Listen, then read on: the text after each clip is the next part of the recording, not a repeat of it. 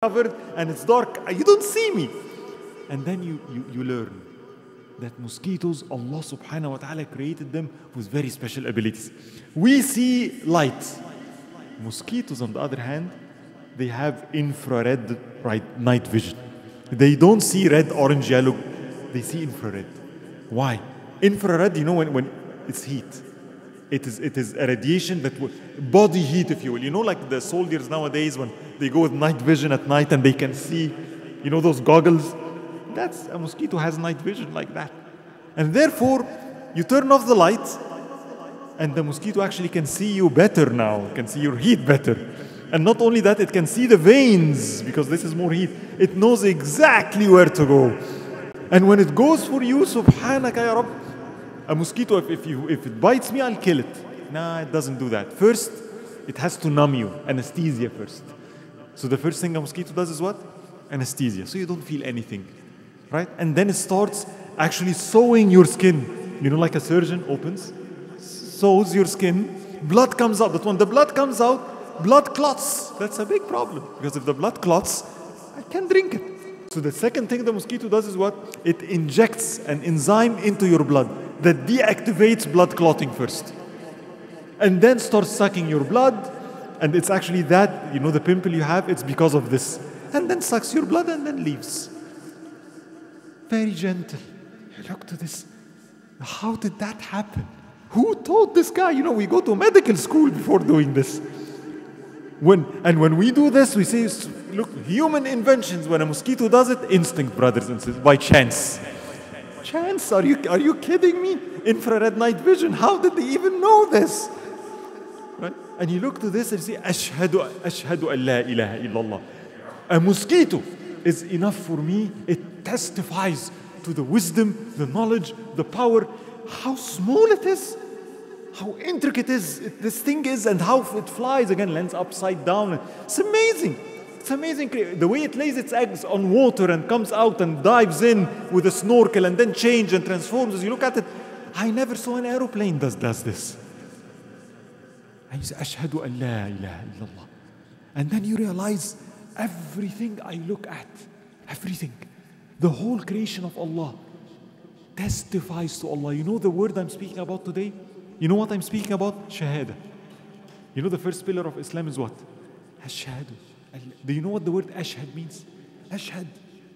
It's not say, oh, I believe, la ilaha illallah. Ashhadu. I see there is la ilaha illallah.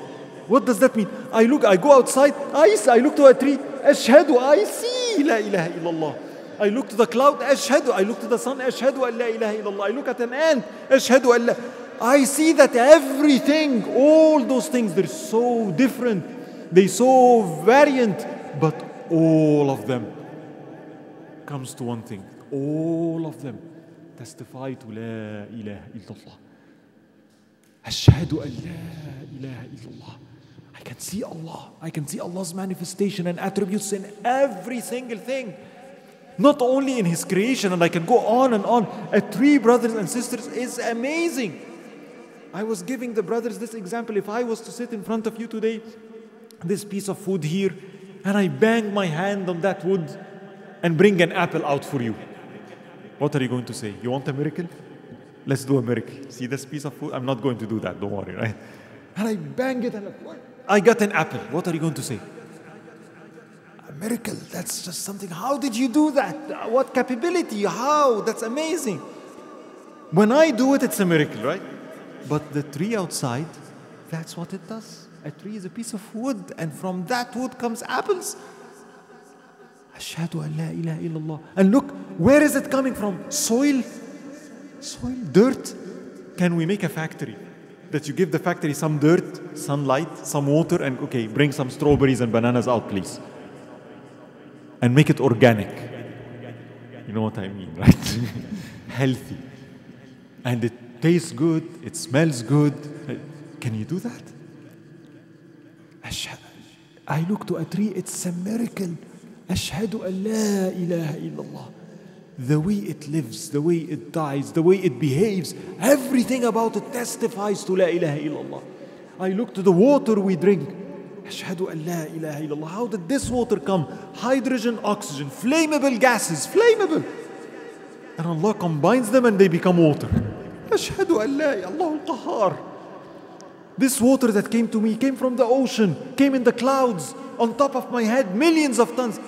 Can you carry like 10 liters of water? You know the boxes of, you know, how heavy they are? The rivers we drink from, where did they come from? They came from the ocean. They have been carried on top of our heads in clouds. Clouds are 100,000 tons of water. What? Allah's carrying 100,000 tons on top of my head in the air. Who can do this? And it looks nice. And then when Allah wants to give the water, you know what would happen if He just opens? 100,000 tons falls. No, it's rain. The drops comes down. Even the delivery is beautiful. The way Allah delivers water, the sound of water coming, the sound of a creek, the sound of the river, everything is Ashhadu an la ilaha illallah. So you look to the creation of Allah and you see everything is pointing me to la ilaha illallah. And I remember one time, the message I'm sharing with you today, this word ashhad is very powerful because it's really witnessing Allah subhanahu wa ta'ala. But one time I was in nature like that. And I was looking on the trees and the clouds and everything, and it was so amazing. And you know, the state of shuhud, I see Allah subhanahu wa ta'ala, His power and is manifested everything is witnessing to Allah. Right? And I too, ashhadu an la ilaha illallah, I see. And it was time for adhan. And somebody was calling adhan. Allahu Akbar, Allahu Akbar. And I said, Allahu Akbar, Allahu Akbar. Indeed, God is greater, God is greater. And I felt every single thing, you know. You say that and the trees are happy, they're resonating with you. And then, ashhadu an la ilaha illallah. When I started to say, ashhadu an la ilaha illallah, I felt something. The other meaning of shahada came to me. And it was so powerful. You know what it is? When I said, ashhadu an la ilaha illallah, I felt that everything around me is looking at me and saying, liar, liar. Ashhadu does not only means I witness. Ashhadu is I am a witness. The tree is a witness to Allah's power. The mosquito is a witness to Allah's wisdom. The fly is a witness to Allah's capability. Am I a witness of La ilaha illallah? And I felt everything around me is telling me, liar. The way you behave does not witness to La ilaha illallah. The way you talk does not witness to La ilaha illallah. Your manners with your wife does not witness to La ilaha illallah. The way you dress does not witness to La ilaha illallah. Ashhadu anna Muhammadan Rasulullah. I bear witness, but it means what?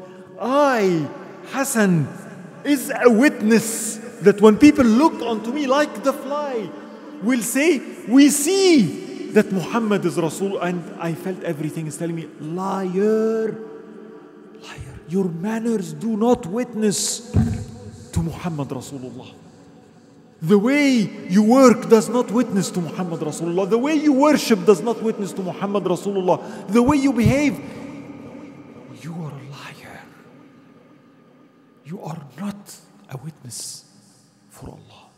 We are, not you. And that what I'm speaking to is in the Quran, brothers and sisters. It is the second meaning of shahada, which is mentioned in the Quran very profoundly. When Allah subhanahu wa ta'ala speaks to us and telling us in numerous places in the Quran and the Hadith, Allah says what? وَكَذَلِكَ جَعَلْنَاكُمْ أُمَّةً وَسَطًا. Like this, Allah elected you. And we made you a middle nation. We are ummatan wasata, right? We're very happy with that. But look what Allah says. لِتَكُونُوا شُهَدَاءَ عَلَى النَّاسِ وَيَكُونُ الرَّسُولُ شَهِيدًا عَلَيْكُمْ. So that you will become a witness unto mankind. And the Prophet is a witness unto you. لِيَكُونَ الرَّسُولُ شَهِيدًا عَلَيْكُمْ وَتَكُونُوا شُهَدَاءَ عَلَى النَّاسِ. The Prophet ﷺ is a witness on you, and you are my witness unto mankind. What does that mean? When the Prophet ﷺ every single day in the morning and the evening says this beautiful dhikr, اللهم إني أصبحت أشهدك وأشهد حملة عرشك وملائكتك وجميع خلقك أنك أنت الله وحده لا شريك له. Oh Allah, I wake up in a state. You know, when you wake up, my state that I woke up in, the way I wake up, the fact that I wake up in a state that testifies, that I make you witness, and I make your angels witness with my state, and I make the creation of Allah witness that you are the only deity worthy of worship. Do you know what that means?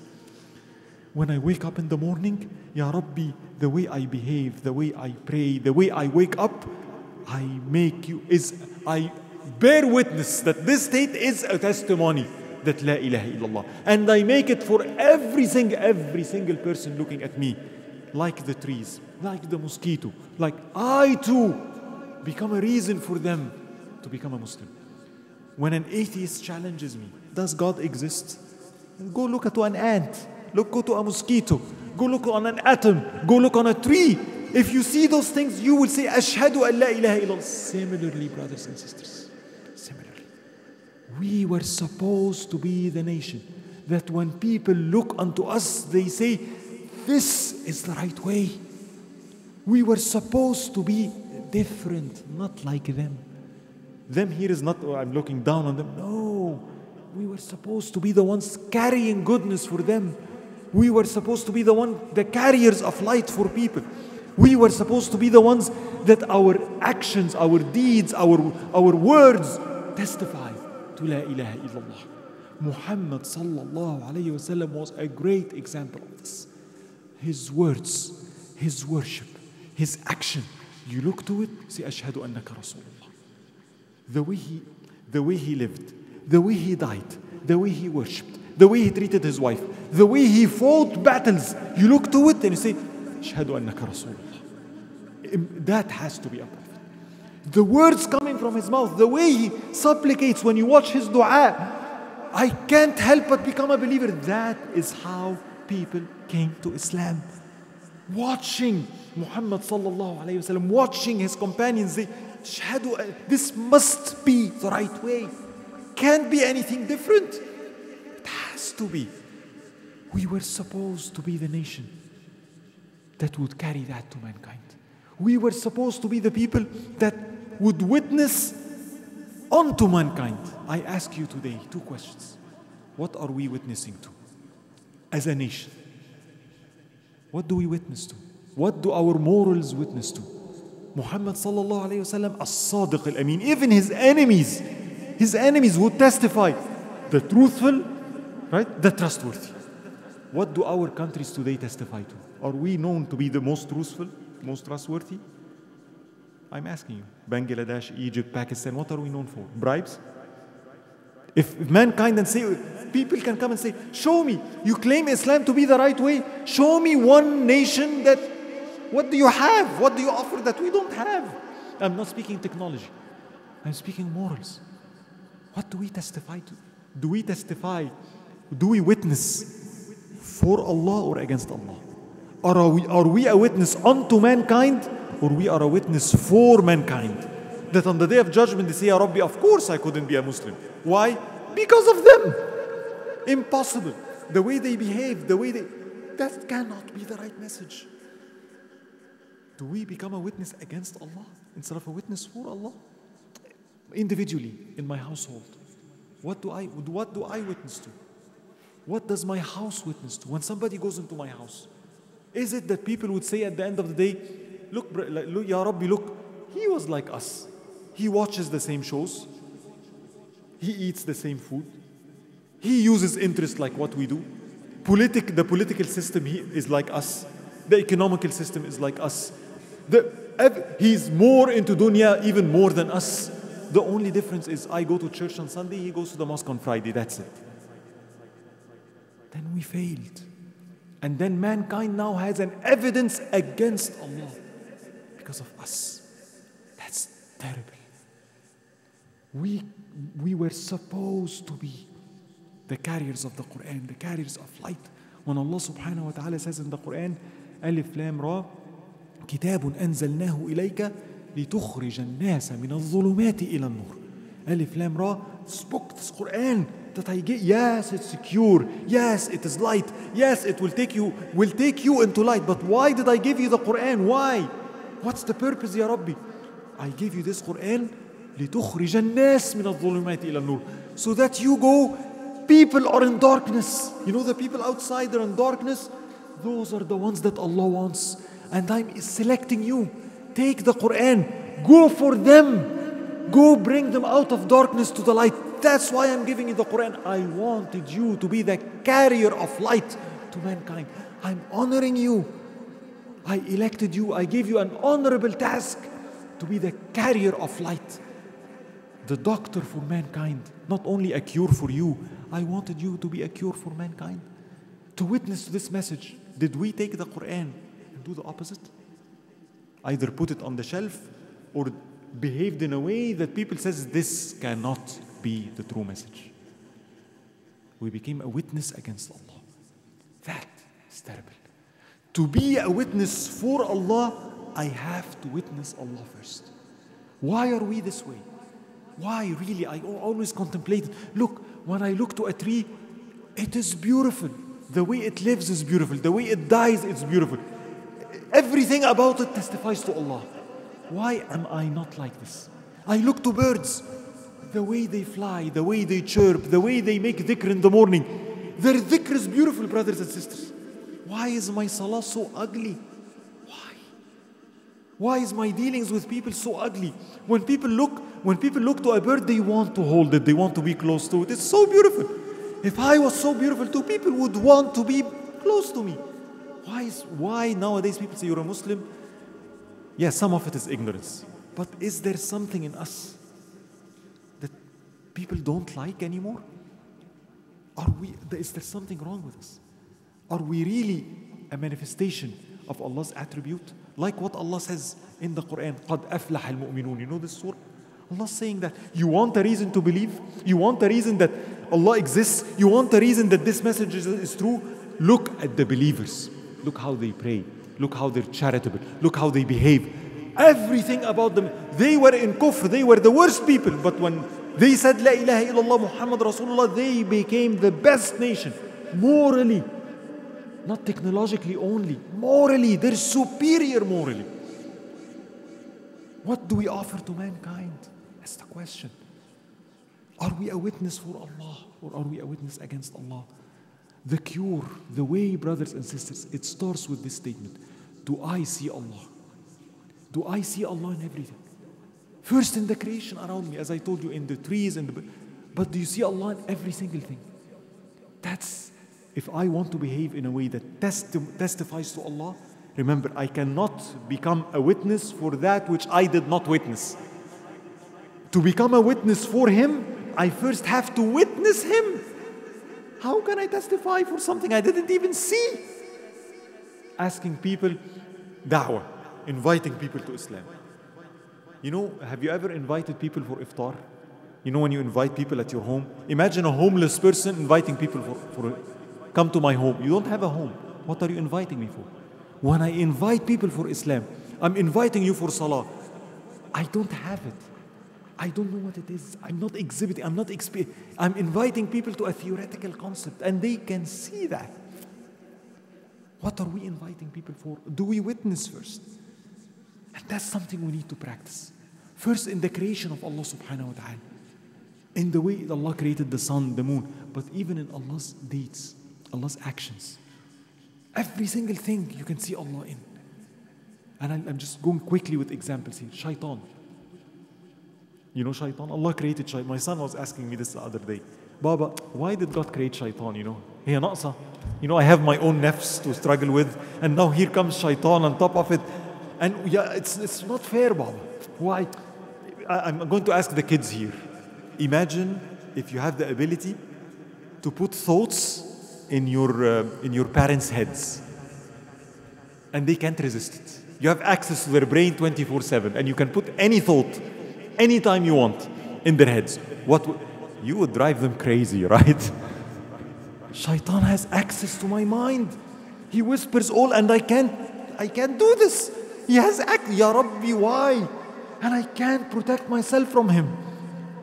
You know, if shaitan was an entity, we would have developed weapons with our technology. We would have taken him down immediately, right? And now the question, Ya Rabbi, why did you do that? You, an enemy. I have my nafs to worry about. Now I have shaitan, and on top of that, I can see him, and he can see me. That's not fair. Why? What do you see here? Why did God do this? See, this is shuhud. Do you see Allah in that? Oh, okay, Allah wants to test me. No. There is a wisdom for that. Look, very simple. Ibn Ata'illah secondary says this. إنما جعله عدوا لك ليحوشك به إليه. He made you. He made him an enemy for you like that, so he pushes you through him, through shaitan, to him, to Allah. What does he mean? If shaitan was physical and he comes and tries to whisper, what would we do? I'll beat him down. I'll get my weapon and just I'll block my doors. He will never come in. But when Allah made shaitan invisible, what happens?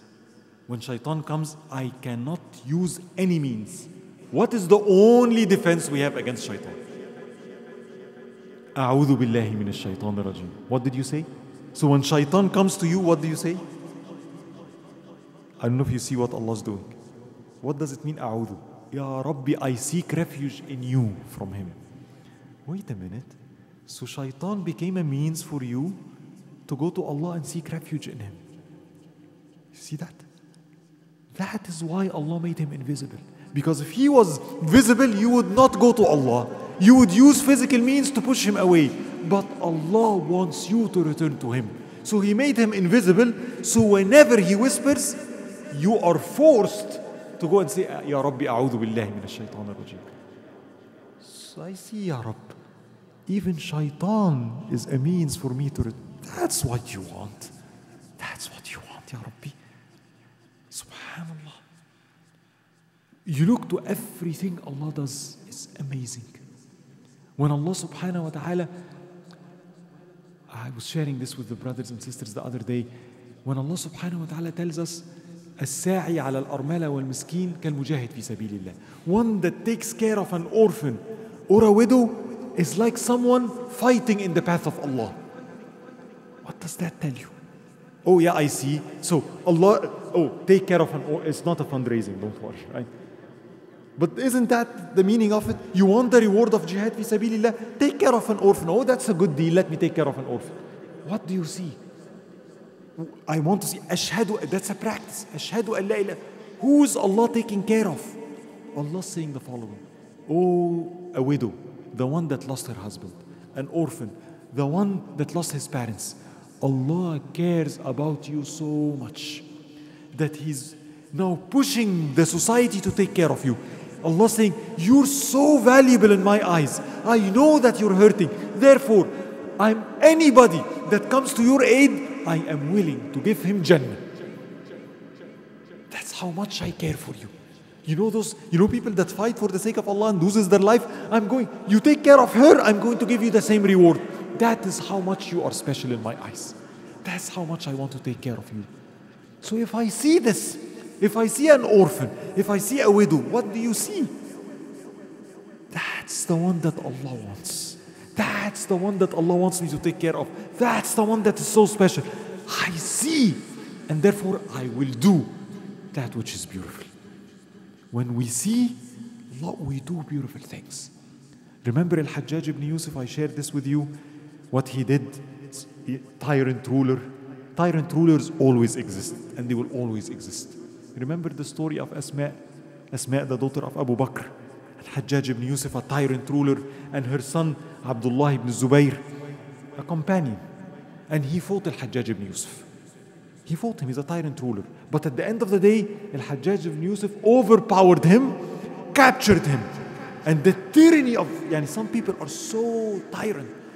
He takes Abdullah ibn Zubair, a companion, he not only kills him, he crucifies him. What? Do you imagine? You kill, not only killing, you're crucifying a companion of Muhammad sallallahu alayhi wa sallam. How dare you? But not only that, his mother Asma, she comes, and can you imagine a mother seeing her son crucified? I would be crying. And Al-Hajjaj ibn Yusuf starts mocking her. Did you see what I did to your son? Did you see what happened to him? Did you see? Did you see what I did?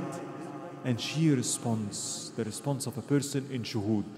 Says, ما أرى إلا أنك أفسدت عليه دنياه وهو أفسد عليك آخرتك. I do not see except that you spoiled this life for him and he spoiled your hereafter for you. That's what I see. Allahu Akbar. This is a person in shuhud. She sees what's going on. I don't see that you did nothing to him. You destroyed yourself, ya Hajjaj. That's what happened. My son is okay. I see Allah. Do we see Allah subhanahu wa ta'ala in emotions? Do we see Allah subhanahu wa ta'ala in those that harm us? Do we see Allah subhanahu wa ta'ala when somebody sends someone to harm me? The example again, I know I gave it in this masjid, but it's befitting to say again. Because sometimes we're good people. And we wonder, Ya Rabbi, I'm good, I'm trying to follow. Why? This ignorant person comes and does something terrible to me. Ya Rabbi, lay, why? And there is this righteous person, Zayn al-Abidin, the son of al-Husayn, Imam al-Husayn, the son of Ali ibn Abi Talib, min Ahl al-Bayt. Righteous person, very well known. And one day, a person doesn't see that. He comes to Zayn al-Abidin. Anta Zayn al-Abidin? Yes. Anta Shayn al-Abidin. And he starts insulting him and then he spits in his face. Remember that example? What does Zayn al-Abidin do? Ugliness coming towards me. Zayn al-Abidin says the following. He touches the saliva on his face and he says, Haddathani Abi. My father told me, Imam al-Husayn, that his father told him, Ali ibn Abi Talib, أن ريق المؤمن ترياق. Prophet sallallahu alayhi wasallam said that the saliva of a believer is a cure, and I seek cure from your saliva.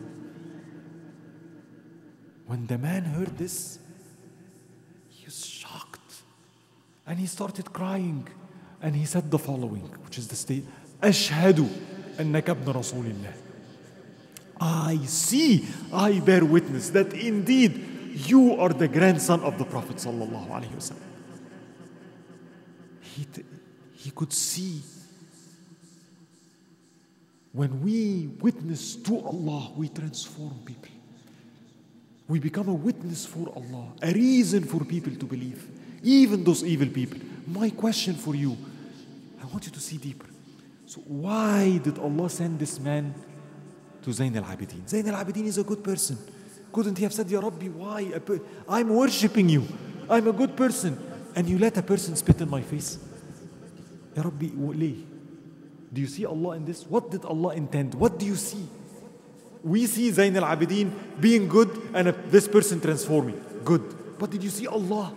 Why did Allah do this? What did He want? Can I tell you one reason? Because that person had a problem in his heart. And Allah wanted to cure that person. He wanted to cure him.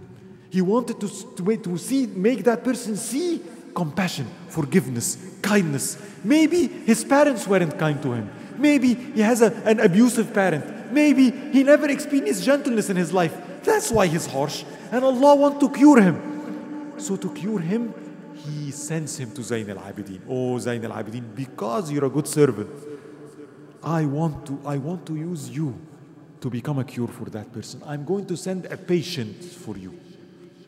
He's going to treat you with negativity. But because you see me, your response to him will cure his heart, because I'm interested in granting this abd tawbah. And Allah can deliver things directly, but He honors His servants to be the carriers of goodness to people. I don't know if you're following what I'm saying. Allah honored this nation to be the carrier of light, the carrier of Prophet Muhammad sallallahu alaihi wasallam legacy to mankind. So when we see people coming, banging our door, accusing us of terrible things, I see what's going on. Those are people with disease in their heart. And perhaps Allah is sending them our way, because perhaps through our response, prophetic response to them, they will change. If they don't change, then we become a witness unto them, like the Prophet sallallahu alaihi wasallam. not a witness for them against Allah subhanahu wa ta'ala. Everything, brothers and sisters, Allah does testifies to La ilaha illallah. When we're able to see this in the creation, our response becomes beautiful. The fastest way to good morals, good akhlaq, because that's something I see La ilaha illallah, but I'm an angry person. I see La ilaha illallah, but I'm not patient. I see La ilaha illallah, but I'm not compassionate. How can I change? One of the fastest ways, there are 3 ways in general. Mujahada, musahaba, mushahada. Speaking about the third one. Fastest way is what? Through an example. If I go to my work and I'm late 2 hours, and my advisor or like my boss, Hassan, why are you late? Sir, my son was sick. So, and he says, no, I'm not asking you and your son is sick? Yes. Why don't you go home? Go home, take care of your son. I am going to do your work for you today. Don't worry. Really? Yeah, don't worry. Where is your work? Show me. I'll cover for you. Go take care of your son, man. He's sick. Why are you here? Go ahead. I'll fill in. I go back home and I find that my boss just sent some toys for my kid, sent some flowers for him, and a card. Hope that you feel better. I'm like, Ya Rabbi, look at this man. Next day I go to my work. One of my employees come late 2 hours. What will I do? Will you be nice or not? I can't help but be nice. When I experienced how somebody treated me good, I cannot help but reflect that. We cannot reflect compassion to mankind if we did not see the compassion of Allah. If we don't see Allah, not physically, with the eyes of our heart and understand how He manifests Himself, we can't become a witness for Him. It starts with knowing Allah subhanahu wa ta'ala, with training of this shuhud, to witness Him, to see His wisdom, to see His strength, to see His power in every single thing, to recognize it in such a way that when the creation does anything, I don't see the creation anymore. I see what Allah wants from me in the creation.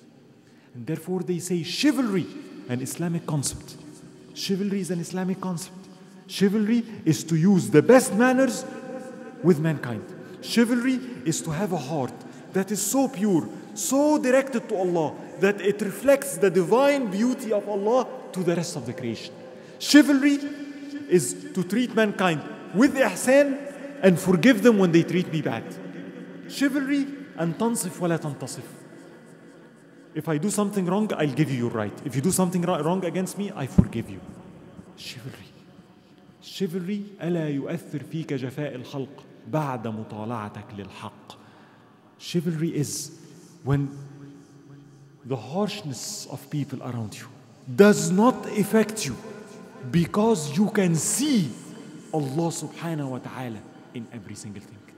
It becomes easy to have good manners because I'm not dealing with you. I'm dealing with Allah through you. I'll just give you one final example. Ibrahim ibn Adham, righteous person. One time he was, again, outside of the city, there are some graves there, and he's, in the graveyard, contemplating on death, and right. And then a soldier comes, one of those policemen or something, shorty, and he asks him, "Ayn al-Imran? Where is the city? Where is people? Where is the dwellings of people?" And Ibrahim ibn Adham in that state says, "Here," and he points to the graves. You're asking about people? Where are people living? Here they live. They're all here. And the man thought, where is Al-Imran? I'm asking you about here. And he thought he's mocking him. And you look like a slave. Are you a slave? And abd? He said, yes. Abdullah. I'm abd. So the soldier became so frustrated. And he keeps pointing to the graves. He started beating him, hitting him with the sticks, pushing him. And then eventually he enters the city, beating him. He doesn't know that this is Ibrahim ibn Adham. This great scholar. He's beating him, pushing him. And people gather all over. What's going on? He says, what? How dare you do this? Do you know who this is? You're beating Ibrahim ibn Adham. And the man says, you're Ibrahim ibn Adham? And he falls, kissing his hands, kissing, please, sir, forgive me. And he says, no problems. And people come to Ibrahim ibn Adham and says, what happened? He says, well, when he says, Anta abd, I thought I'm abd of Allah, so I said yes. When he started beating me, as he starts beating me, I see the stick coming down, I start making dua for him that Allah grants him Jannah. People said, how can you do that? I said, because I saw Allah is rewarding me through this. I'm taking his hasanat. I didn't want that my share of him be his hasanat and his share of me be my sayyi'at, my ugly deeds. So if he's giving me his hasanat, khalas, alhamdulillah, jazakum Allah khair for your hasanat. May Allah grant you Jannah.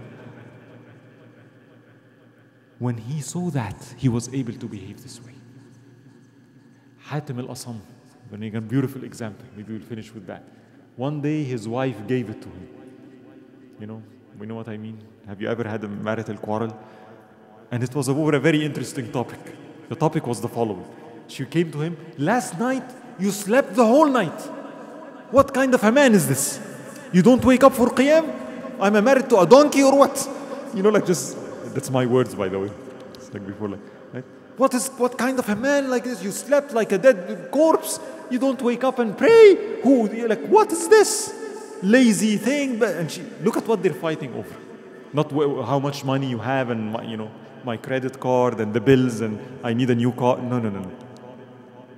Now, if I was Hatim al-Asam, what would I say? Woman, I work 8 hours. Do you work 8 hours? I work 8 hours. You try working 8 hours and then you know, we press each other's buttons, right? Because I get angry. Because I see her accusing me. Now, Hatim al-Asam did something very amazing. He smiled. Let her be. Later on, he came to her when things were good. He says, Ma bal aqwam, what do you say about people that yesterday they woke up and they prayed the entire night. But when I woke up, they accused me and they treated me so harshly. So the qiyam that they did left the scale of good deeds and came to my scale of good deeds. Are you following? You know what he saw? I missed qiyam last night. Oh, Ya Rabbi, I missed qiyam. So what did Allah do? Okay, don't worry. Here is someone who did qiyam. She came, she gave it to you. Now the qiyam that she did moves from her scale to your scale. So if you see this, you say, Subhanaka Ya Rabb. May Allah be, you're so generous. May Allah reward you for giving me all this. I'm not angry. I see, Ya Rabbi. That's the response of my dua. Are you following what's going on? Similarly, I'll just share one more example and we'll finish with this. The very famous story in the Quran. The story, Hadithat al-Ifk of Aisha, but I'm going to take it from a very different perspective. Aisha was accused by certain people with a terrible thing, that she committed adultery. Imagine the Sheikh of the masjid. Can just imagine one of you accused the Sheikh's wife. She committed this with that person. And you started telling people about it. And later on, it's proven that you're a liar. How would you feel about yourself? How would you feel in the community? How would people treat you? You did something really terrible. And yes, the hadd was, this really happened. Mistah, the cousin of Abu Bakr, that's what he did. A companion, but he said things about Aisha that was terrible. And that hurts Aisha, that's hurt the Prophet sallallahu alaihi wasallam, and it hurts Abu Bakr, the one that was giving him money. And the Quran says that. And then Allah subhanahu wa ta'ala reveals that this is a lie, and Mistah actually is punished with the hadd. But yet something amazing happened. The Prophet sallallahu alaihi wasallam calls Abu Bakr, Ya Abu Bakr, what did you do? He says, O Prophet of Allah, what did I do? He said, Allah revealed Quran regarding you. Why? What happened? When the truth was revealed, Abu Bakr, as you know, was so upset with this cousin of his, he said, I'm not going to give him money anymore. And Allah revealed a verse in the Quran telling Abu Bakr, let the ones that Allah bestowed His favors on not stop spending on the ones that made hijrah for Allah, the ones that believe. Ya Abu Bakr, continue to spend on Mistah. And then Allah says the following, وَلْيَعْفُوا وَلْيَصْفَحُوا. Speaking to Abu Bakr, let them pardon, let them forgive. أَلَا تُحِبُّونَ أَنْ يَغْفِرَ اللَّهُ لَكُمْ. Don't you love that Allah would forgive you? Ya Abu Bakr. Abu Bakr, the one, the Siddiq. Do you want Allah to forgive you? Allah's forgiveness for you is based on you forgiving Mistah. When Abu Bakr heard that, said, I forgave. What do you see here? I want you to see, what is Allah doing here? I want you to see it from the opposite way. Who's Allah defending here? The one that did the terrible mistake. Mistah. You accuse the Sheikh's wife of something. It's a mistake. Yet look how Allah is going to treat you, the one that did this terrible mistake. The one that did this terrible mistake, Allah is saying the following. Ya Sheikh, you want Allah to forgive him? You want Allah to forgive you? Forgive him. Allah is willing, is telling the community, if you want my forgiveness, everybody, you know that man that did this mistake and was punished, I want all of you to forgive him. If you forgive him, I'll forgive all of you. Is that how much Allah cares about me when I make a mistake? Look at how Allah treats us. Have you ever accused Aisha of something like that? And this is how Allah subhanahu wa ta'ala wants to forgive the people that did that. Do you have any doubt that Allah wants to forgive you? So when I see somebody doing something wrong, how do I see it? Interesting. See now, it's shuhud. I sit, Ya Rab, Allahumma khfir li, Allahumma arhamni, right? You know, in those nights, what do we say?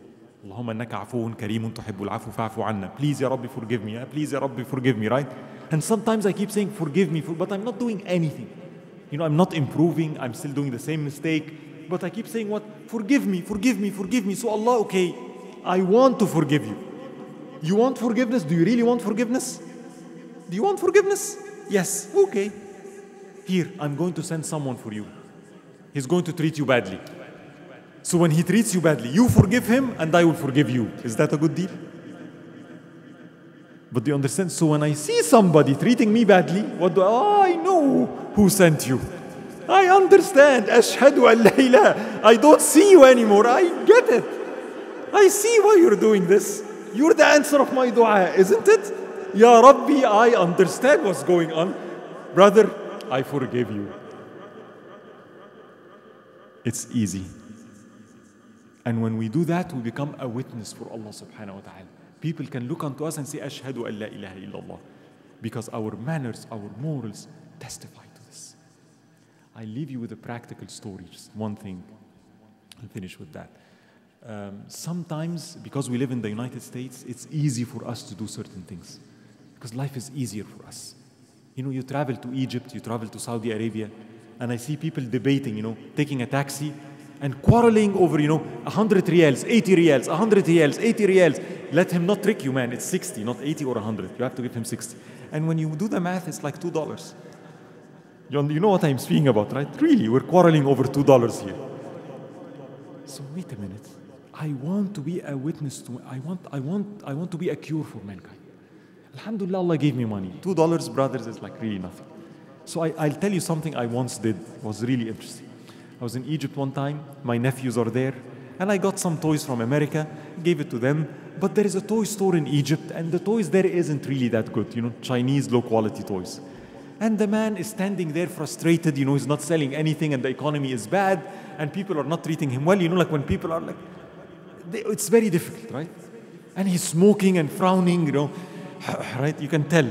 So I said, you know what, let me go in. So I went to the store. I'm not going to give him money like that, right? So okay, show me some toys. He starts showing me, what about this? What about this? Oh, I'll take this one. I'll take that one too. How much is that? $5? Okay, $5. How much? $2? $2, right? I'm translating in my head, right? I'll take this one too. I want to give him $30, right? So I just get everything and say, okay, put it together. It starts calculating, right? And says, okay, 20 pounds, 23 pounds, 5 pounds, 87.6 pounds. I said, okay, round it. You know, when you have a deal and say, okay, discount now. I said, okay, I'll start rounding. I'll make a good discount. 80. I said, no. Round it up. The man, he's like, you know, what? No, round it up. Make it 100. And you know what he told me? He said, Tasaddaq billah, do you believe in God? I have goosebumps. I have goosebumps. Somebody wants to give me money, rounding. Why are you doing this?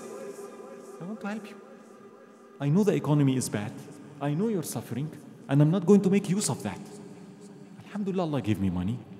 I want you to make some income. Round it up. It's a few dollars, fine.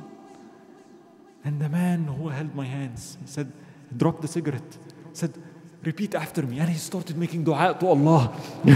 Wallahi, like a beautiful dua. You know, the man was like so, like, and he says, and wallahi, look, somebody smiling, you have a smile on your face, you know. And he was so touched. Next year, I was walking in front of a year passed. I was walking in the same street. He came out of the shop, Ahlan wa sahlan, alhamdulillah, as-salama, please come in, you know. He remembers. People get touched. It is sometimes easier for us. Please keep it in perspective. It's okay. Be easy with people. Samh. Remember, we want to testify to La ilaha illallah Muhammad Rasulullah. Muhammad sallallahu alaihi wasallam was easygoing. خذ العفو وأمر بالعرف وأعرض عن الجاهلين. Take that which is easy from people. Don't ask from them too much. Don't be too demanding. Let it be. That's how. So, and indeed that man, now if I start telling him smoking is not that, he would listen. He would listen. He dropped the cigarette. I didn't need to say anything. خلاص, and it gave him hope. There are goodness in the world. People with beards, that's how they behave. Not people with beards are frowning and act like everybody else. I hope you get what I'm saying. What am I witnessing to, brothers and sisters? My transactions, my dealings with my wife, with my kids, at work, the way I eat, the way I sleep, the way I pray. What does it testify to? Am I like the fly and the bee and the tree that when people look to me, say, Ashhadu an la ilaha illallah wa ashhadu anna Muhammad Rasulullah. That's what I want. I want ubudiyyah in shuhud. You know, worshipping Allah? The one way to make it sweet and beautiful when ibadah is in shuhud, in the state of witnessing. I'm worshipping as if I see Allah. And if I don't, I see Allah, Allah sees me. I understand Allah. May Allah grant us the ability to see His names and attributes manifested in every single thing in our lives. I ask Allah subhanahu wa ta'ala to make us a witness for Him. I ask Allah subhanahu wa ta'ala to make us a witness for La ilaha illallah Muhammad Rasulullah. I ask Allah subhanahu wa ta'ala to make us carriers of light to humanity. I ask Allah subhanahu wa ta'ala to make us a carrier of compassion, kindness, good morals that influence people. May Allah subhanahu wa ta'ala make us a beacon of light for ourselves, for our families, for our communities, and for the whole world, inshaAllah. سبحانك اللهم وبحمدك لا إله إلا أنت نستغفرك ونتوب إليك والعصر إن الإنسان لفي خسر إلا الذين آمنوا وعملوا الصالحات وتواصوا بالحق وتواصوا بالصبر جزاكم الله كل خير. Jazakallahu khairan, Ustad Hassan. That was a very beautiful and enlightening talk. Thank you so much. It's my great honor and a great pleasure to introduce to you guys our surprise guest speaker for tonight. It is Ustada Yasmin Mujahid in the house.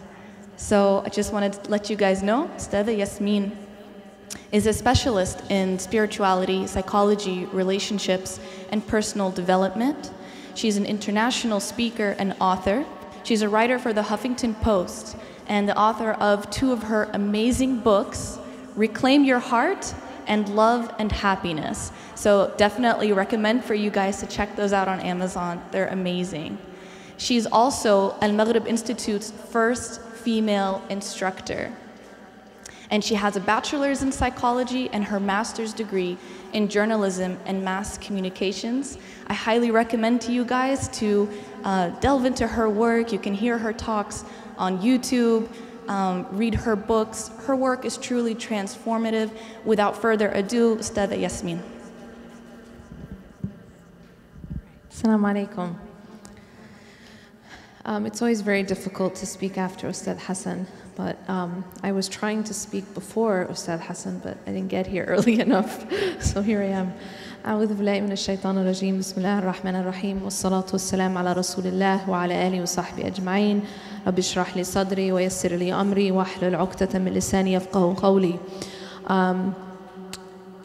The beautiful thing about Ramadan is that we get the opportunity to come to nights like this. We get the opportunity to have these sort of spiritual highs.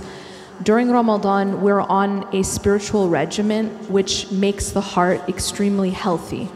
we are remembering Allah more, we are fasting, we are reciting, we are praying. But the question is now, what happens after Ramadan's over? And this is a question about real change. Because Allah subhanahu wa ta'ala tells us, for example, in one of the ayahs where Allah gives us a formula for change. He says, إِنَّ اللَّهَ لَا يُغَيْرُ مَا بِقَوْمٍ حَتَّى يُغَيْرُ مَا بِأَنفُسِهِمْ. That Allah doesn't change the condition of a people until they change what's inside themselves. And so our lives, we won't see change in our lives, lasting change, unless we have a fundamental change internally. So what I want to talk about just really briefly is how to have that internal change so that we can see change in our lives afterwards. And after these nights of Ramadan are past, how we can continue to see change in our lives. Now, I recently started a class online. It's called Transformed. And one of the sessions I had like a live Q&A. And I had a lot of questions on there that had to do with different problems that people were facing. So I had one person asking, my parents want me to take off my hijab. They tell me that no one will be attracted to me with my hijab and I won't get a good job. Another person said, my mother-in-law, no matter what I do, she just doesn't like me. I can't seem to please her. Another person said, how do I protect myself from getting too attached or loving the gift more than the giver? So these are all practical things that these people were dealing with. And we had to talk about how is it that we answer these questions. And the reason why I love this topic that Ustad Hassan was talking about is he was talking about the implementation of Tawheed. Because all of us, we can say La ilaha illallah. In fact, we say it many times a day. But how do we live La ilaha illallah? How does La ilaha illallah apply to a situation where your parents are asking you to take off your hijab, or your mother-in-law doesn't like you, or you're having trouble finding a job because of your hijab? How does La ilaha illallah manifest itself in our actual lives? And that's the question, and I want to just quickly talk about how it is that we apply La ilaha illallah in a way that changes us, in a way that internally changes us and then changes our lives.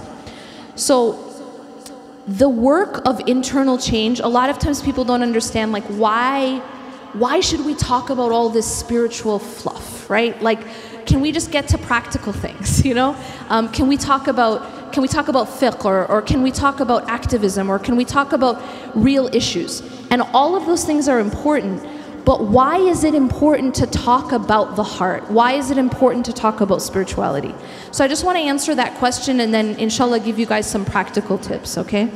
The first answer to that question is that, when you guys are talking to someone, you're in a conversation, or especially if you're in an argument, and you want to really emphasize your point, what do you say? Like, you want your brother or your sister to like really believe what you're about to say. So what do we say as kids or adults? We say wallahi, right? Or wallah. So when we say wallahi, we're swearing by Allah. We're making an oath. Now Allah subhanahu wa ta'ala makes oaths. Now Allah, of course, Allah subhanahu wa ta'ala is the creator of all things. Allah makes oaths by His creation. Now why does Allah make oaths? Allah subhanahu wa ta'ala puts emphasis on a truth by making an oath. In the Quran, Allah makes a lot of different, wal asr, that's an oath by time, okay? But there's a place in the Quran where Allah subhanahu wa ta'ala makes 11 oaths in a row. And does anyone know what that is? Where that is? Surah Al-Shams. So in Surah Al-Shams, Allah subhanahu wa ta'ala makes 11 oaths. And this is the only place in the Quran where Allah makes that many oaths after each other. Why is Allah putting so much emphasis? To tell us this truth. وَنَفْسٍ وَمَا سَوَّاهَا فَأَلْهَمَهَا فُجُورَهَا وَتَقْوَاهَا قَدْ أَفْلَحَ مَنْ زَكَّاهَا وَقَدْ خَابَ مَنْ دَسَّاهَا. After all of these oaths, Allah is telling us a very, very important truth. And that is that whoever قَدْ أَفْلَحَ مَنْ زَكَّاهَا. When Allah says وَنَفْسٍ وَمَا سَوَّاهَا, and by the nafs, what's the nafs? The soul. And the one who proportioned it. Whoever, he has indeed succeeded, whoever purifies it. That is the truth that Allah is telling us. That if we purify our souls, that person will be successful. وَقَدْ خَابَ مَنْ دَسَّاهَا. And whoever corrupts their soul, they have failed. This is the truth Allah subhanahu wa ta'ala is telling us after 11 oaths. And so this process of tazkiyah, this process of purifying the self, is so important that Allah subhanahu wa ta'ala is saying that this is ultimate success or ultimate failure. Allah also tells us on the tongue of Ibrahim alayhi salam. Now you know Ibrahim alayhi salam, he has this extended beautiful dua in the Quran. And in this dua, Allah subhanahu wa ta'ala says, Ibrahim alayhi salam asks Allah, وَلَا تُخْزِنِي يَوْمَ يُبْعَثُونَ. And do not disgrace me on the day when everyone's brought back. يَوْمَ لَا يَنْفَعُ مَالٌ وَلَا بَنُونَ إِلَّا مَنْ أَتَى اللَّهَ بِقَلْبٍ سَلِيمٍ. The day when nothing is going to benefit anyone from wealth or children. You know the things that allow us to get ahead in this life, what are they? Well, status, power, money, maybe. Allah is saying that on that day, none of that's going to help anyone. It's not going to benefit us. The only thing that's going to benefit us is إِلَّا مَنْ أَتَى اللَّهَ بِقَلْبٍ سَلِيمٍ. Except for the one who comes back to Allah with a heart that's healthy, with a heart that's sound. What did you do with your heart in this life? That's what's going to decide whether you're successful or you fail. So what I want to talk about is, how do we change the heart? You get it? Because the heart is the root. The Prophet ﷺ tells us in a hadith, إِنَّ فِي الْجَسَدِ مُضْغَةً. Indeed, in the body there's a lump of flesh. إِذَا صَلُحَتْ صَلَحَ الْجَسَدُ كُلُّهُ. If it's set right, then the whole body will be set right. وَإِذَا فَسَدَتْ فَسَدَ الْجَسَدُ كُلُّهُ أَلَا وَهِيَ الْقَلْبُ. And if it's corrupted, then the whole body will be corrupted. Indeed, it's the heart. So what does that all mean? It means that if we want to see lasting change beyond Ramadan, if we want to see lasting change till the day we meet Allah subhanahu wa ta'ala, because life is not a sprint, it's a marathon, right? Life is a marathon, meaning we have to be able to endure to get to Allah subhanahu wa ta'ala. We can't just, okay, we had a really great 25th night of Ramadan and that's it, right? That's like a person who says, I don't need to eat because I ate last Thanksgiving, but I ate a lot, right? It was a good meal, right? You're not going to be able to live unless you consistently eat. And this is what we have to realize, is that the heart is the same way, like the body. It needs consistent food and it needs consistent oxygen to keep it alive and healthy. What the Prophet ﷺ is telling us is that if we change the heart, we change the whole body. Meaning we change our actions, we change our lives, but it has to be by having real internal change. So I've just talked about a lot of concept right now, but I want to leave you guys with just something practical. What is it that makes Ramadan different than the rest of the year? What is different? Well, we have the shayateen chained, that's awesome, right? But what is it that's different about our regimen? What's different about how we're living our daily life? Ask yourself, what do you do different in Ramadan? Every single person knows that they have something that they're doing daily in Ramadan, right? But then once Ramadan is over, what does our schedule look like? Oftentimes it's completely different. And so what that's like is like a person who wants to get healthy, right? And they go and they work out in the gym and they give everything, for a month, and then they just completely stop going to the gym. Or a person who takes care of themselves, eats healthy, drinks a lot of water, maybe they're just eating organic, and then they stop eating altogether, or they stop breathing. What's going to happen to them? Obviously they're going to die, right? They're going to eventually, the body actually cannot live without oxygen. And the heart is the same way. So the type of spiritual food and oxygen that we're doing in Ramadan, that we're giving our hearts and soul in Ramadan, we need to continue that after Ramadan, because a person can't survive on just eating for a month, right? Or breathing for a month. We have to consistently be eating and consistently be breathing. So how can we take that and live it outside of Ramadan? I'm just going to leave you guys with a prescription. all right? It's a daily prescription that will allow us to have hearts that are healthy. And when you have a heart that's healthy, then your actions change and your life changes. And you can have that consistency. Not just you're a certain way in Ramadan and then everything changes after, okay? So what I advise every single person is that in Ramadan, you're really good about your salah, most people, right? A lot of our salah is actually done in the masjid in Ramadan. Salah needs to be seen as oxygen, nothing less. So just like you have to breathe, you have to pray. And so the first part of this prescription that you have to carry after Ramadan is keep breathing. Simple as that, right? Keep breathing after Ramadan, and that is your salah. Make a commitment to salah. A commitment, just like you made a commitment to breathe, right? No one says, I'm busy today, so I'll breathe tomorrow, right? It's funny. No one says, you know what, I have an exam next week, so after, maybe in 2 weeks I'll start breathing again. It doesn't work like that. If you're at the airport, you still gotta breathe. You feel me? If you have, you're at the mall, even if Macy's is having an amazing sale, still gotta breathe. And the idea here is salah is like that. Salah is your oxygen. It doesn't matter what's going on. You have to breathe to stay alive. Spiritually, you have to pray to stay alive. So your commitment to salah should be just like your commitment to oxygen, just like your commitment to breathing. And it needs to be on time, because Allah knows what He's doing, right?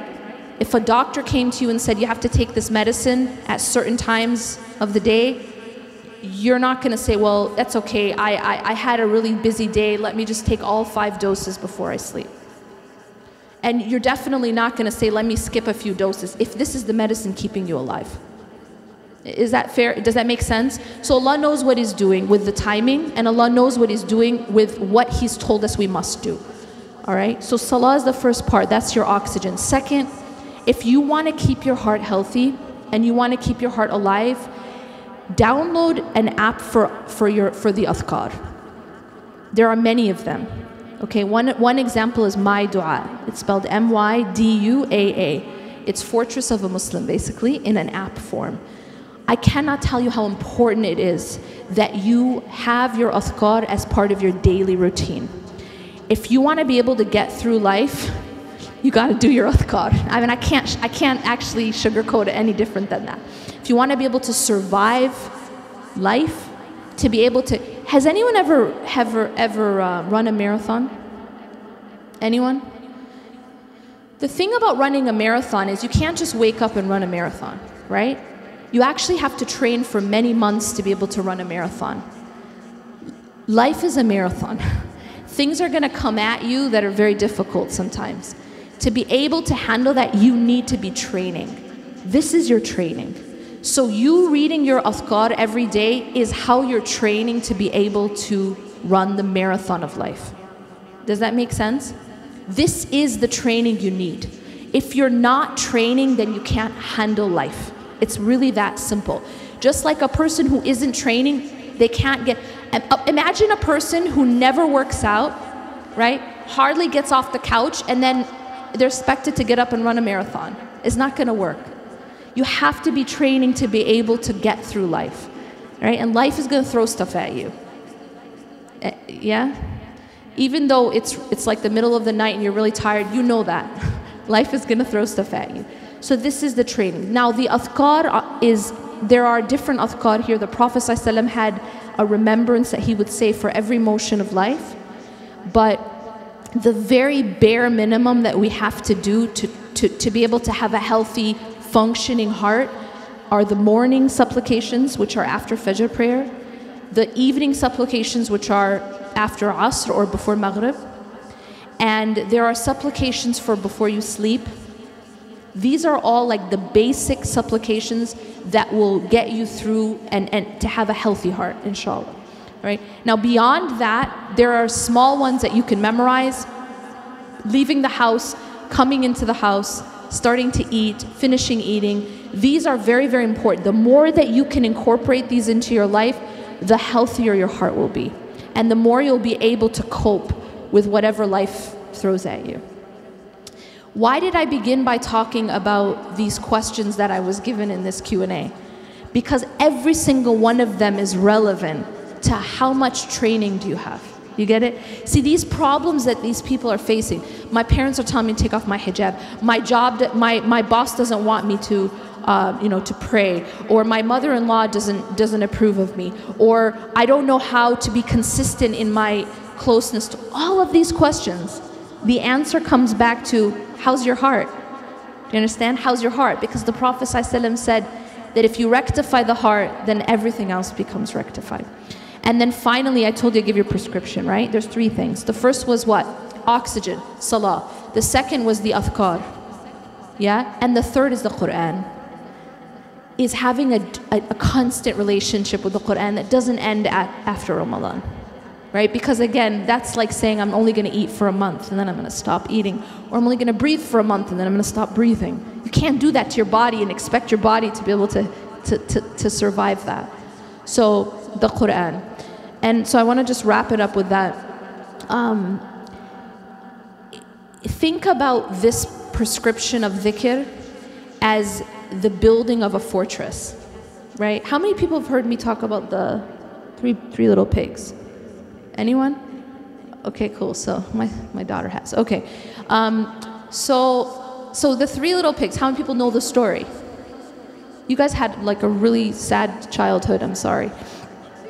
The 3 little pigs, here's what happened, is that you got these 3 little pigs. One is extremely lazy. So he doesn't really build a very strong house. He just takes some like twigs or straw and just builds something really quick because he's lazy. Then you got the second pig. He's a little bit less lazy, but kind of lazy. So he builds his house out of like twigs. And then you got the third one, and he's not lazy. He puts in the work, and he builds his house out of brick. Sounding familiar? So then what happens is the big bad wolf comes, he huffs, and he puffs, and he blows the first house down. Why? Because its foundation was weak. It was a weak house, and so it couldn't handle the huffing and puffing of the big bad wolf. The second was still weak, and so when he huffed and he puffed, he blew that house down too. But what happened with the third house that was built of brick? He huffed and he puffed, but he couldn't break it down. Now, what am I talking about? Life is gonna huff and puff at you. You know what I mean? You're gonna have challenges in life. You're gonna have tests in life. Things are not gonna be perfect because it's dunya, it's not Jannah. And the people who have built a strong house are gonna be able to survive the huffing and puffing of life. It makes sense? Storms that come, they don't destroy you if you have a solid fortress. If you have a solid house, it can be the biggest storm, you're not gonna get wet. Does that make sense? But if you have a weak house, if you have no protection, if you have no foundation and you have no shelter, then even a small storm will wipe you out. It can drown you. You understanding what I'm saying? So when you're doing your adhkar, practically, when you're doing this prescription, this 3-part prescription I gave you, your salah, your adhkar, your Quran, you're building a house out of brick around you, around your life, around your heart, and actually around your family as well, and around your relationships. And so what that does is it helps you to be able to be resilient in life. أقول قولي هذا واستغفر الله لي ولكم إنه غفور رحيم سبحانك الله وبحمدك أشهد أن لا إله إلا أنت أستغفرك وأتوب إليك جزاكم الله خيرا. Jazakallahu khairan, Yasmin. If you guys enjoyed her talk like I did thoroughly, please do check out her talks more on YouTube to continue benefiting. And definitely check out her books on Amazon, Reclaim Your Heart, and the other one is Love and Happiness. And without further ado, I think we're going to be praying right now. Also, please do keep Ustadha Yasmin in your dua and her family. Also, Ustad Hassan and his family in your dua too. May Allah bless them and accept from them.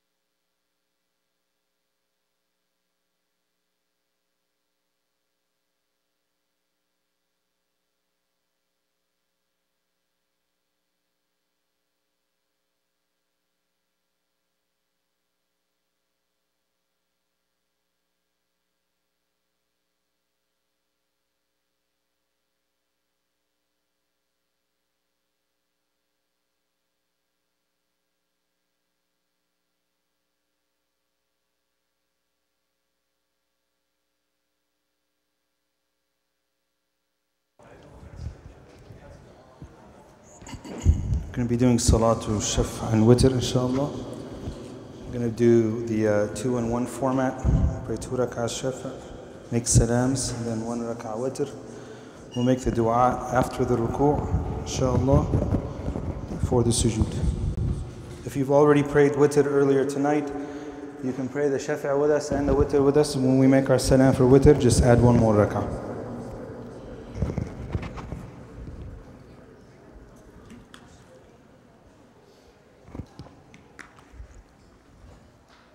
Once again, if you have your suhoor alarms or qiyam alarms, please make sure that you turn them off.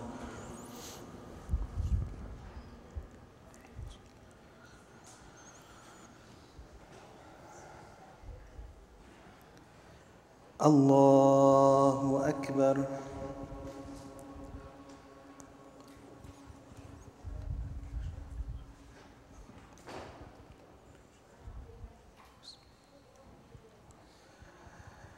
الحمد لله رب العالمين الرحمن الرحيم مالك يوم الدين إياك نعبد وإياك نستعين اهدنا الصراط المستقيم صراط الذين أنعمت عليهم غير المغضوب عليهم ولا الضالين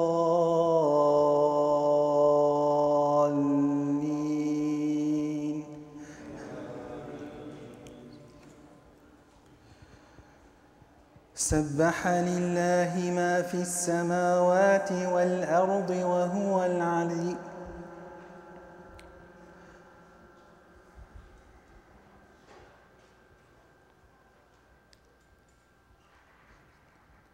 سبح اسم ربك الأعلى الذي خلق فسوى والذي قدر فهدى والذي أخرج المرعى فجعله غثاء أحوى سنقرئك فلا تنسى إلا ما شاء الله إنه يعلم الجهر وما يخفى ونيسرك لليسرى فذكر إن نفعت الذكرى سيذكر من يخشى ويتجنبها الأشقى الذي يصلى النار الكبرى ثم لا يموت فيها ولا يحيا قد أفلح من تزكى وذكر اسم ربه فصلى بل تؤثرون الحياة الدنيا والآخرة خير وأبقى إن هذا لفي الصحف الأولى صحف إبراهيم وموسى الله أكبر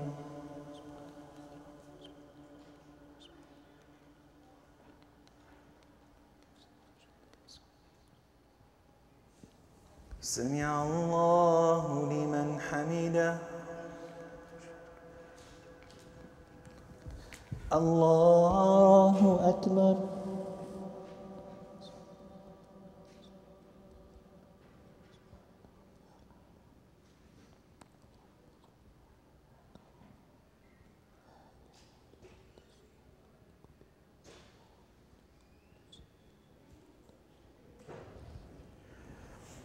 الله أكبر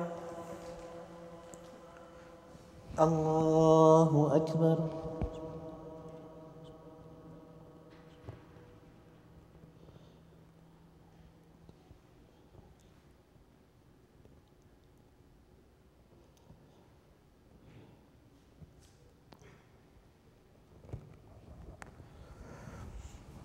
الله أكبر.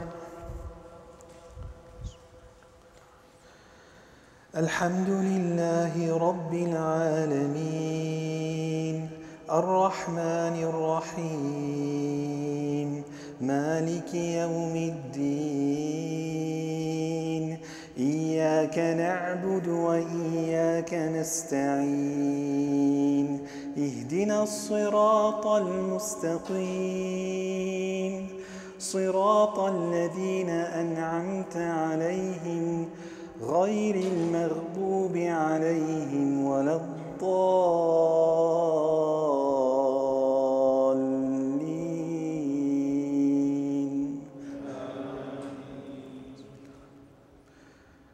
قل يا أيها الكافرون لا أعبد ما تعبدون ولا أنتم عابدون ما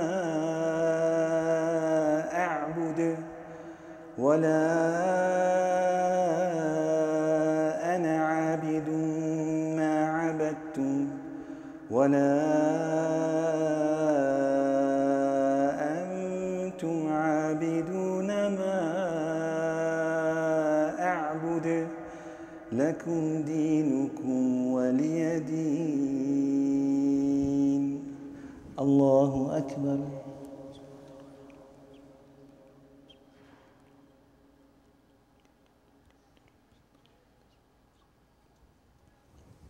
سمع الله لمن حمده.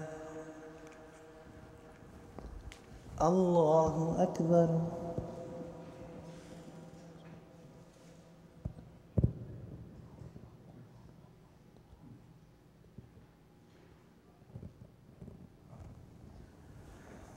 الله أكبر. الله أكبر.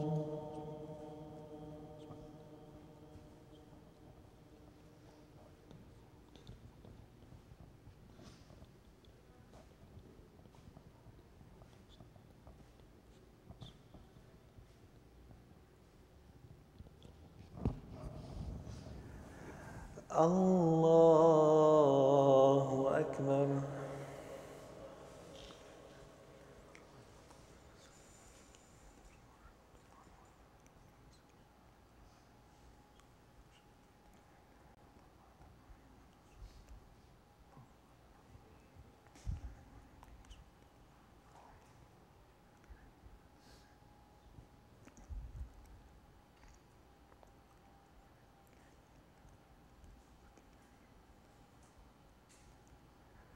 السلام عليكم ورحمة الله. السلام عليكم ورحمة الله.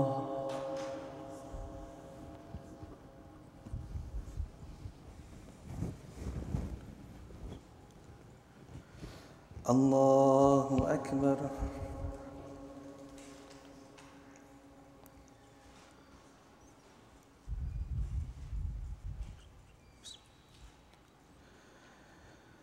الحمد لله رب العالمين الرحمن الرحيم مالك يوم الدين إياك نعبد وإياك نستعين اهدنا الصراط المستقيم صراط الذين أنعمت عليهم غير المغضوب عليهم ولا الضالين.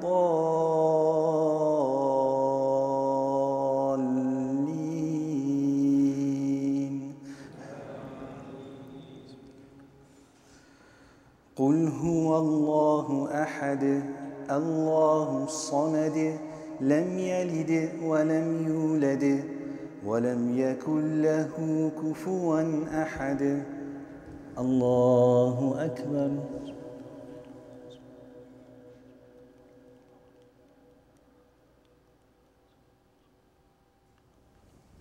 سمع الله لمن حمده. اللهم اهدنا فيمن هديت، وعافنا فيمن عافيت، وتولنا فيمن توليت، وبارك لنا فيما أعطيت، وقنا واصرف عنا بالخير شر ما قضيت، فإنك تقضي بالحق ولا يقضى عليك، وإنه لا يذل من واليت ولا يعز من عاديت، تباركت ربنا وتعاليت، فلك الحمد على ما قضيت، ولك الشكر على ما أنعمت به وأعطيت.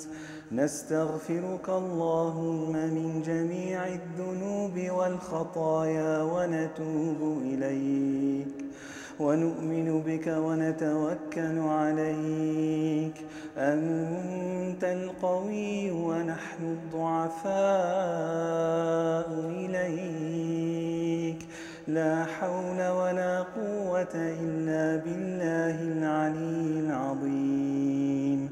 اللهم إنا ظلمنا أنفسنا فاغفر لنا وارحمنا، إنك أنت الرحمن الرحيم. ربنا اغفر لنا وهب لنا من لدنك رحمة، إنك أنت الوهاب. اللهم أجرنا من النار، اللهم أجرنا من النار، اللهم أجرنا من النار. اللهم أعتق رقابنا من النار، اللهم اجعلنا من عتقاء شهر رمضان. اللهم حرم جسدنا على النار. لا إله إلا أنت سبحانك إنا كنا ظالمين، فاغفر لنا وارحمنا، إنك أنت الرحمن الرحيم. اللهم أدخلنا جنة الفردوس، اللهم أدخلنا جنة الفردوس دون حساب. اللهم هون علينا صراطك المستقيم. اللهم تقبل منا شهر رمضان، اللهم تقبل منا صيامنا وصلاتنا وركوعنا وسجودنا وقيامنا ودعاءنا وتلاوتنا للقرآن. اللهم تقبل منا وتب علينا. اللهم اقسم لنا من رحمتك لا إله إلا الله. نشهد أنك أنت الله يا الله يا رحمن يا رحيم. اللهم إنك عفو كريم، اللهم إنك عفو كريم تحب العفو فاعف عنا. اللهم إنك عفو كريم تحب العفو فاعف عنا. ربنا اغفر لنا ولوالدينا، ربنا ارحمهم كما ربونا صغارا. اللهم أغثنا يا مغيث. اللهم أعز الإسلام والمسلمين وأذل الشرك والمشركين وأهلك الظالمين. اللهم لا تسلط علينا بذنوبنا من لا يخافك فينا ولا يرحمنا. اللهم ول علينا خيرنا. اللهم آمن بلاد المسلمين. اللهم رد اللاجئين إلى ديارهم سالمين غانمين. اللهم داوي وعافي جرح المؤمنين.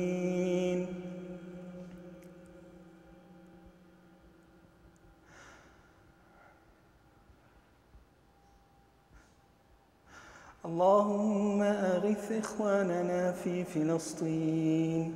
اللهم أغث إخواننا في سوريا. اللهم أغث إخواننا في مصر وفي العراق وفي الباكستان وفي أفغانستان وفي ميانمار وفي كل مكان. اللهم عليك بالطغاة. لا حول ولا قوة إلا بالله.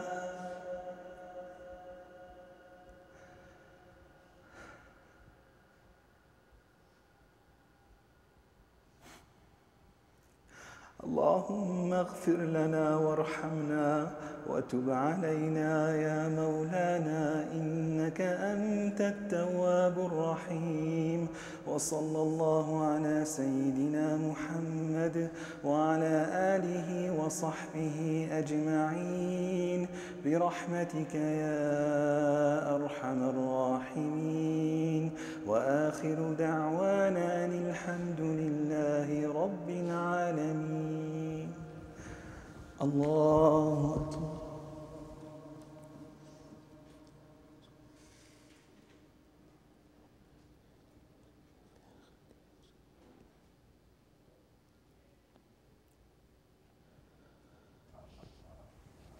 الله أكبر.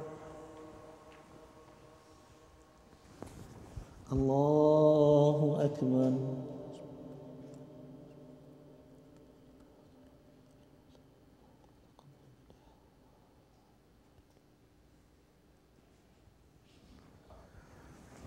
الله أكبر.